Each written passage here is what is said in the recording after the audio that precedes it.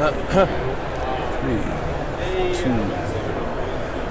everybody, it's Eric Steele here. I'm at Outdoor Retailer Summer Market 2022, and I am at the Gat Bag Ocean Cleanup booth, right?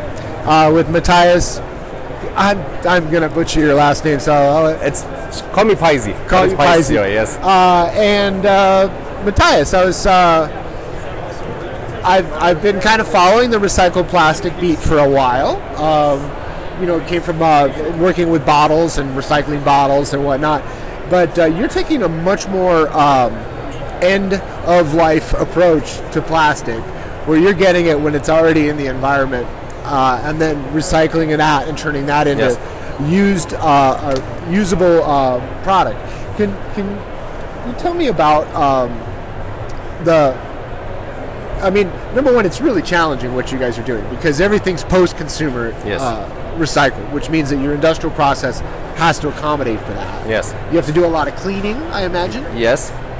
So could you maybe talk a little bit about a little bit of the difference between, say, making recycled plastic bags out of plastic bottles and a nice closed loop supply chain versus what you guys are doing, and then maybe should kind of go through the science a little bit? It takes a lot of effort, because what we do, we take the plastic out of the ocean or coastal riverways, waterways, mangrove forests when it's already out there, which is at post-consumer.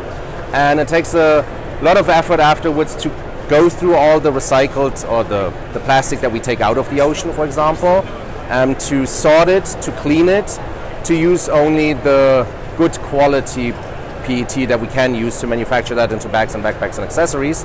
And so, it's way more effort than using, for example, number one, virgin plastic, or even plastic taken from the coast, like ocean-bound plastic oftentimes is. So it's an extra step. It's a lot of work that we put into that. I'm guessing it's more than an extra step or two, because you're having to, you can't call up a vendor and say, give me some ocean plastic. That's exactly what we can do, yes. And that's why we do what we do, is because we want to be our own vendor at the end of the day. And the way it works is we have a network actually of over 2,500 fishermen by now, and they collect all their plastic trash as bycatch actually. So it's not like they go actively out there to hunt for plastic. It's really, they go out, they do their job, they catch fish every single day, but they catch less and less fish nowadays, and therefore more and more plastic trash. And back in the days, they would either dump it or burn it when they got back to land, because they don't have any use for it. And so we found a way to really work with them together. We pay them additional income because we take the plastic trash out of their hands by the pound. And that's what we use then basically as our raw material, the recycled ocean plastic. Yeah. I imagine one of the steps of segregating the plastic from one type of plastic to another happens at that stage right there, where the fishermen are actually working with the plastics themselves. They know what you're looking for and what you're not looking for. Yeah, well, the thing is, they know what we're looking for, but at the end of the day, they bring us everything still. And we have, because obviously otherwise it would be that let's say they put out a pound of plastic trash, and they go through it and they see, okay, only the PET part is the part that Got Back can use. I'm going to throw away the rest of it because they don't need it. That was what I was asking. Yes. That's so no, we take it all completely out of their hands, and then internally we go through all of that, we sort it, and we clean it. And what we can't use, obviously we also just don't dump it. We either feed it into suitable recycling chains in Indonesia as well, or there's a lot of stuff that we take out, 67% actually of everything, which is non-recyclable, and we use that, we give that to a local heat supplier, and they turn that into thermal energy in a more sustainable way instead of using fossil fuels at the end of the day. Wow. So that's how it works. So we don't just take what we can use out of the ocean and leave the rest. We take everything and take care of everything at the end of the day. So what we have here is an example of going from the trash itself to a pellet, right? Yeah, that is correct. So you see, this is the PET part of everything that we take out. We internally, in-house in Indonesia, break it down into little pellets. Then we turn it into yarn, turn it into a fabric. We coat the fabric then with a water-based, bio-based, PFC-free and PFC-free coating to make the fabric also completely waterproof. And then we manufacture that into bags, backpacks, and beautiful accessories. That is the step from trash to treasure, as we call it, yeah.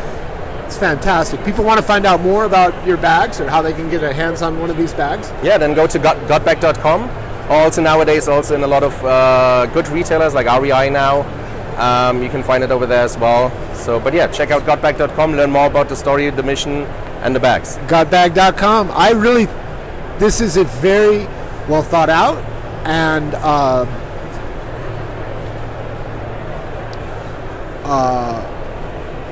it's not an easy solution, but it's a workable solution.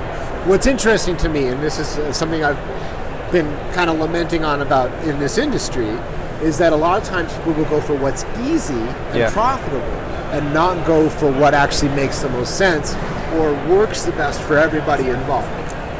Well, that's for us, it was to be part of the solution instead of the problem, really. I mean, we're obviously not going to take all of the plastic trash out of our oceans alone, but we're at least going to be part of the solution instead of the problem, and that's what you said. It's like not the easy route, but it's the route that makes us sleep good at night, and yeah, well, we're part of a good thing. Thank you for your time, Matthias. Well, thank you for your interview. All right. All right, sweet.